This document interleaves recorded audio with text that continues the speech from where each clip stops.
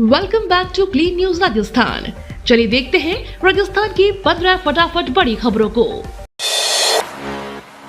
राजस्थान में बाढ़ जैसे हालात, फिर भारी बारिश का ऑरेंज अलर्ट। राजस्थान में भारी बारिश का दौर जारी है। बीते 24 घंटों के दौरान राजस्थान में कहीं कहीं पर गरज चमक के साथ ज्यादा भारी बारिश दर्ज हुई। पाली जिले में सबसे ज्यादा 257 मिलीमीटर बारिश दर्ज हुई है। मौसम विभाग ने अगले 24 घंटों के दौरान राजस्थान के विभिन्न हिस्सों में भारी बारिश की चेतावनी जारी की है। खासकर पश्चिमी राजस्थान में भारी से अति भारी बारिश होने की चेतावनी जारी हुई। इसको लेकर ऑरेंज अलर्ट भी जारी हुआ है। खासकर सीकर, नागौर जिलों में भारी बारिश का ऑरेंज अलर्ट जारी हुआ। बाकी बीकानेर, जैसलमेर, जोधपुर, पाली, सवाई माधोपुर और झुंझुनू जिलों में जोरदार बारिश का येलो अलर्ट जारी किया गया है। राजस्थान विधानसभा अनिश्चितकालीन के लिए स्थगित।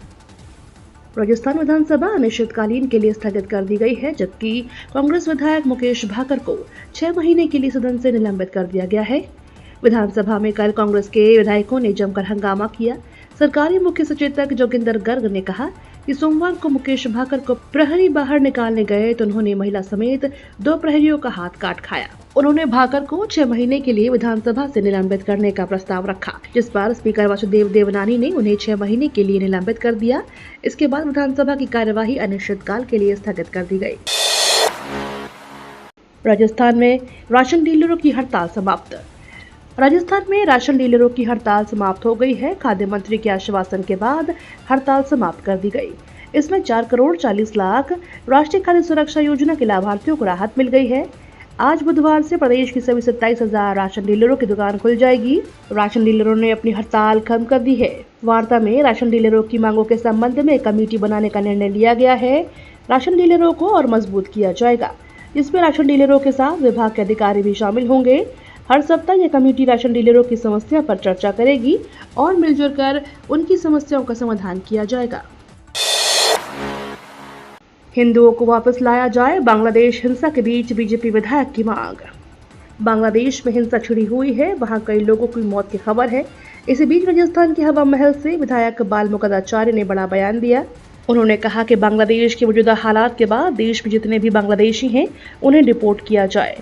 बांग्लादेश में जितने भी हिंदू हैं उन्हें भारत लाया जाए, जिससे कि वह परेशान न हो।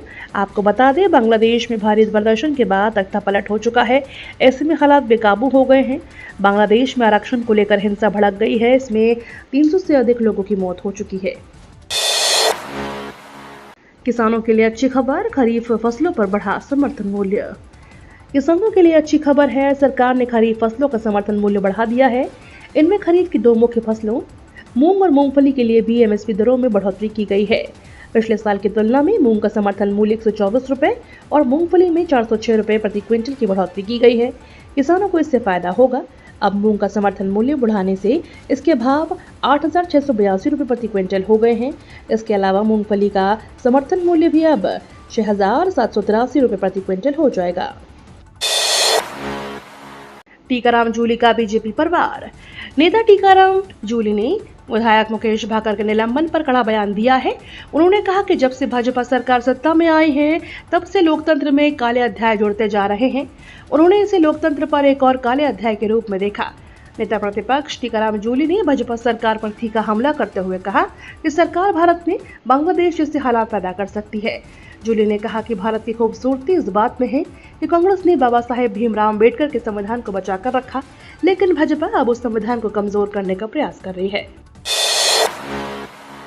मुकेश भाकर ने महिला और पुरुष मार्शल को काटा, मुख्य सचेतक योगेश्वर गर्ग ने लगाए गंभीर आरोप। राजस्थान विधानसभा में चल रहे गतिरोध के बीच मुख्य सचेतक योगेश्वर गर्ग ने विपक्ष पर गंभीर आरोप लगाए हैं। उन्होंने कहा कि विधानसभा में उठाए गए मुद्दे नियम और प्रक्रिया के तहत आते हैं, लेकिन विपक्ष ने इसे अनदेखा करते हुए मनमानी करने का प्रयास किया। उन्होंने कहा कि पहले ही व्यवस्था की गई थी, अगर कोई मुद्दा उठाना है तो वह संबंधित नियम के तहत होना चाहिए। गर्ग ने गंभीर आरोप लगाते हुए कहा कि निलंबित सदस्य मुकेश भाकर ने एक महिला और एक पुरुष मार्शल पर हमला कर उन्हें काटा। उन्होंने कहा कि यह स्थिति बहुत ही गंभीर है। इस मामले पर पूरी तरह से जांच की जाएगी और जरूरत पड़ी तो एफआईआर भी दर्ज होगी।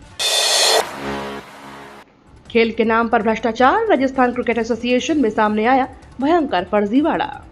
क्रिकेट के भविष्य को संवारने के लिए बनाए गए राजस्थान क्रिकेट एसोसिएशन में ही क्रिकेट के नाम पर भ्रष्टाचार का सबसे बड़ा खुलासा हुआ है। अक्सर विवादों में रहने वाली पिछले राजस्थान क्रिकेट एसोसिएशन की कमेटी ने अपने कार्यालय में खेल के मैदान से लेकर खिलाड़ियों के कल्याण तक जमकर भ्रष्टाचार किए हैं। आरसीए एडहॉक कमेटी द्वारा करवाई गई रिपोर्ट में इस बात का खुलासा हुआ है।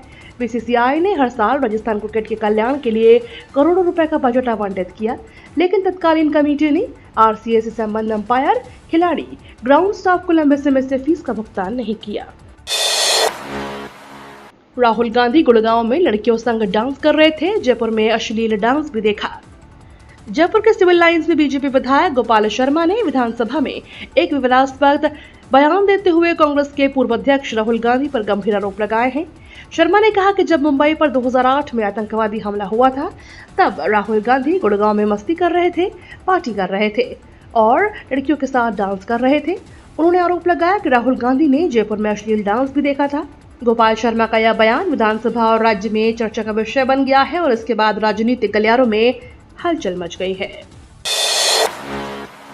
मिड डे मील घोटाले की ईडी एसीबी से जांच जारी। राजस्थान के शिक्षा मंत्री मदन दिलावर ने मंगलवार को विधानसभा में कहा कि पूर्ववर्ती सरकार द्वारा मिड डे मील में करोड़ों रुपए का घोटाला किया गया है। इस मामले की जांच ईडी और एसीबी कर रही है।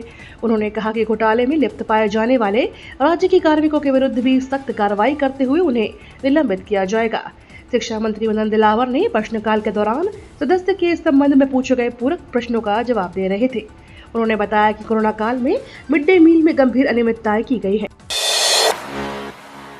राजस्थान में सरकारी नौकरी की तैयारी कर रहे युवाओं के लिए खुशखबरी। राजस्थान में सरकारी नौकरी की तैयारी कर रहे युवाओं के लिए बड़ी खुशखबरी है। राजस्थान लोक सेवा आयोग ने 1014 पदों पर वैकेंसी निकाली है, जिसके लिए आवेदन मांगे गए हैं। यह वैकेंसी सहायक अभियंता के पदों के लिए है। सहायक अभियंता के लिए बैचलर्स ऑफ इंजीनियरिंग की डिग्री होनी जरूरी है। इसके साथ ही 1 जनवरी 2025 को अभ्यर्थी की आयु न्यूनतम 21 साल और अधिकतम 40 साल होनी चाहिए। हालांकि आरक्षित वर्गों को नियम अनुसार आयु सीमा में छूट दी गई है। महिला प्रेग्नेंट करो और लाखों पाओ, मेवात के ठगों का नया तरीका। राजस्थान में मेवात के साइबर ठग अब सोशल मीडिया पर महिला को गर्भवती करने का विज्ञापन जारी कर रहे हैं। इतना ही नहीं, गर्भवती करने वाले शख्स को 35 से 40 रुपए तक देने का झांसा भी किया जा रहा है। ऐसे में भरतपुर आईजी राहुल प्रकाश ने सोशल मीडिया पर पोस्ट करते हुए ऐसे विज्ञापनों से सावधान रहने की अपील की है। पुलिस ने इस संबंध में 3 साइबर ठगों को गिरफ्तार किया है। फेसबुक पर इन दिनों कुछ युवतियों के वीडियो पोस्ट हो रहे हैं। इनमें युवतियां ऐसे लड़कों की डिमांड करती दिख रही हैं जो उन्हें गर्भवती कर सके। साथ ही युवती वीडियो में ऐसे लड़कों के लिए एक ऑफर भी दे रही है। सहारा समूह के निवेशकों को दी वित्त मंत्री ने बड़ी खुशखबरी।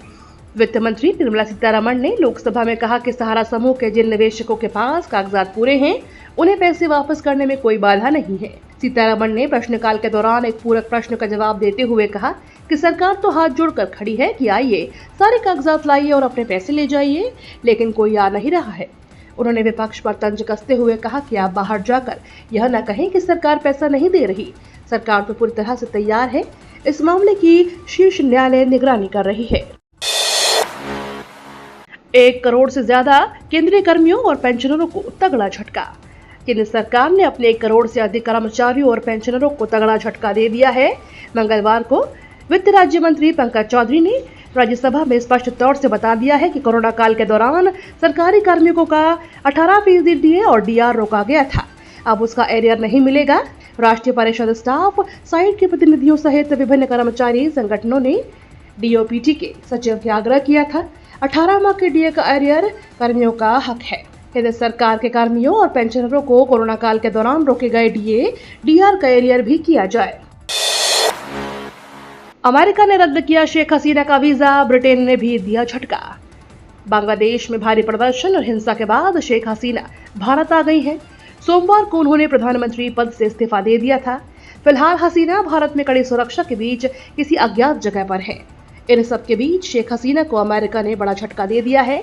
जानकारों के मुताबिक अमेरिका ने शेख हसीना का वीजा रद्द कर दिया है। खबर आई थी कि हसीना भारत से लंदन जाने वाली थी, लेकिन अब एक अन्य विकल्प पर विचार कर रही हैं, क्योंकि ब्रिटेन सरकार ने संकेत दिया है कि उन्हें किसी भी संभावित जांच के खिलाफ ब्रिटेन में कानूनी सुरक्षा नहीं मिल सकती। ये तो थी राजस्थान की बड़ी खबरें। रोजाना सबसे पहले अपडेट पाने के लिए क्लीन न्यूज राजस्थान को अभी सब्सक्राइब करें।